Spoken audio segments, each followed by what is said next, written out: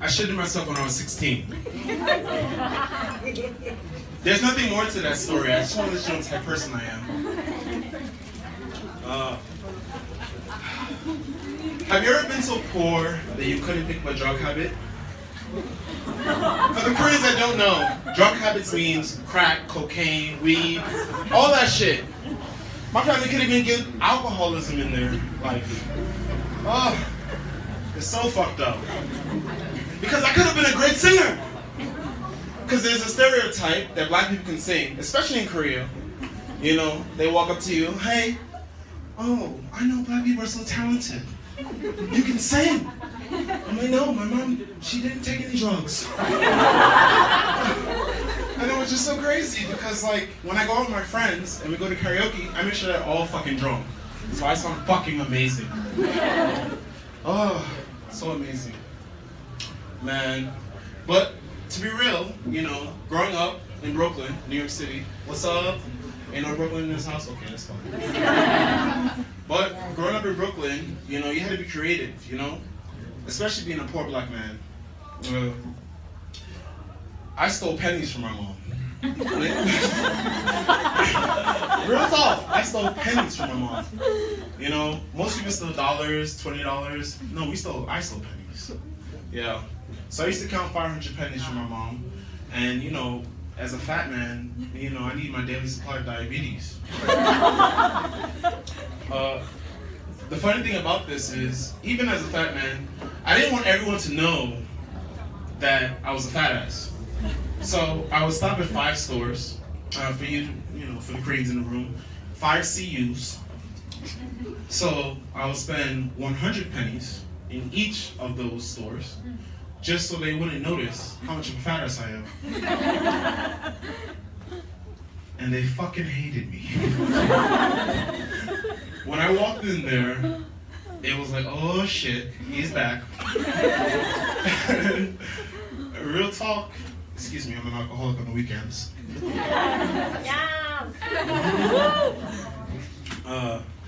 Real talk, it was kind of crazy because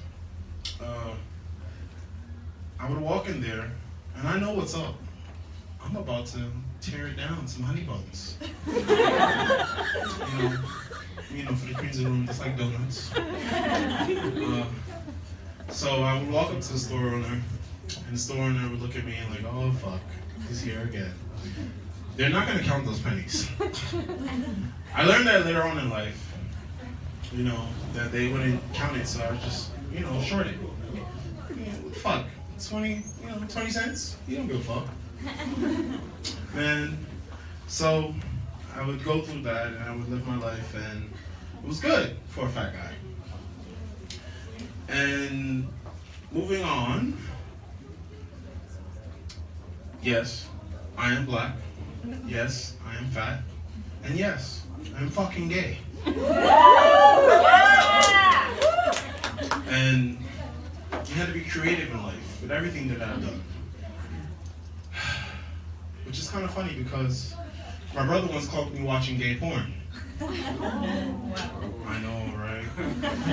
You know what's funny? When family members catch you doing gay shit, they always ask you, are you gay? I'm like, no. I'm conducting an experiment.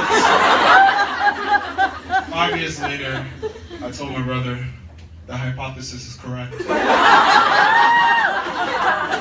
I'm gay.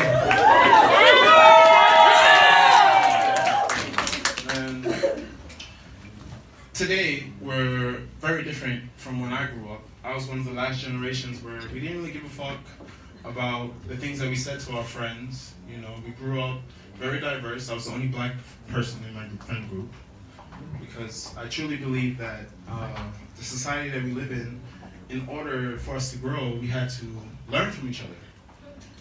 You know what I mean? Like, and that takes a lot. So, I had friends that were Mexican, white, Spanish, everything. Middle Eastern, everything. I grew up in Brooklyn. So, one day we took a flight. Yes, I'm gonna go there. And, you know, on this flight, whenever I get on a plane, the first thing I do is I look around. because I need to make sure I land. The problem was, I was watching my friend Ahmed the whole entire flight. Oh, fuck. I'm sorry. Oh. So I was watching Ahmed, and I was looking at him the whole entire flight. Because I love him, but we're on a fucking plane. And I don't know what he does in his private life. Sorry. So, as I was watching Ahmed looks at me, he's like, yo, what the fuck? People are watching me. I'm like, Ahmed, so am I. I don't have 40 virgins to give you, and I would like to make it through this flight. You know, just for you don't know, in the Quran, there's a statement that when you die, you get 40 virgins. But they're not, they're girls, they're not guys, so I gotta make the flight. Otherwise, that's fucking hell. Man. Anyway, so I looked it up, man, and I said, I love you, bro. And, you know, I can't give you that, so I need to make sure we land. And Ahmed looked at me and he said, you know what, I'm watching other motherfuckers too. Because you never know, you know, with life and how things go. So that's true. And another thing that's funny about being a gay guy, a gay black man in Korea, is I would go to the gay bars and I'll be sitting there drinking my rum and coke. And a gay Korean guy would walk up to me and say, hey, are you gay? The fuck you think I'm sitting here? I'm looking at the guy across while checking Grindr, because you know we're antisocial today. I'm trying to figure out, can I fuck him?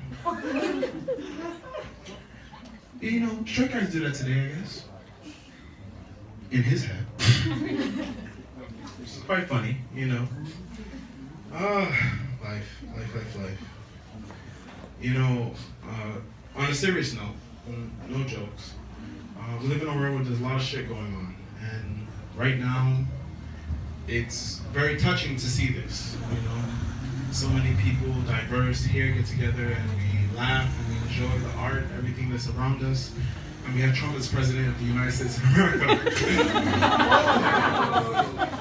Oh, fuck. He ran on the idea of building a fucking wall to stop immigrants who are trying to escape their devastated life. They are trying to chase the American dream.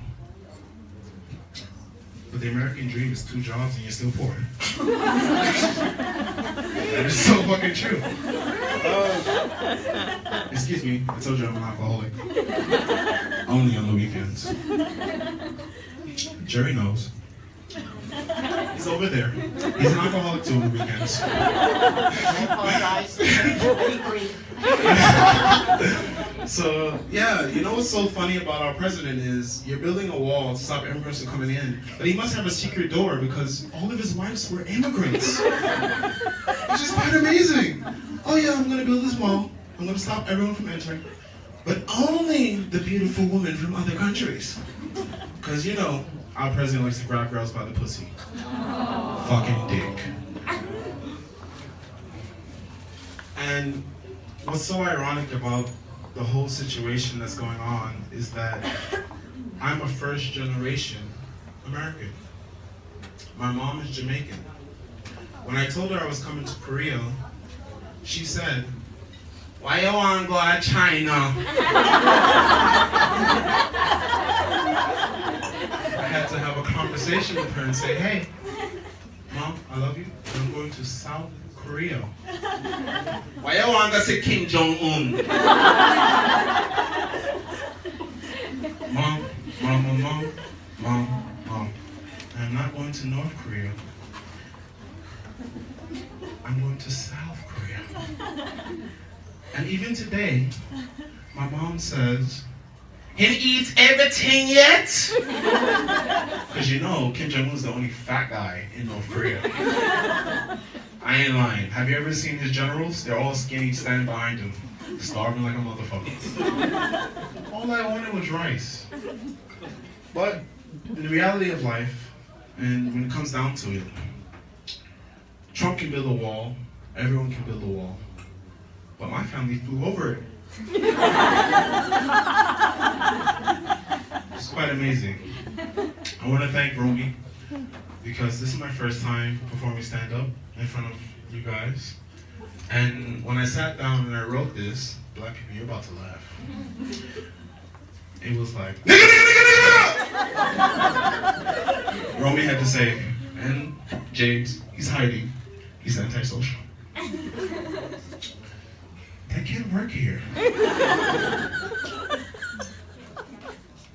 But in reality of life, when someone stops you from doing something, and they build a wall of any sort, just fire over that bitch.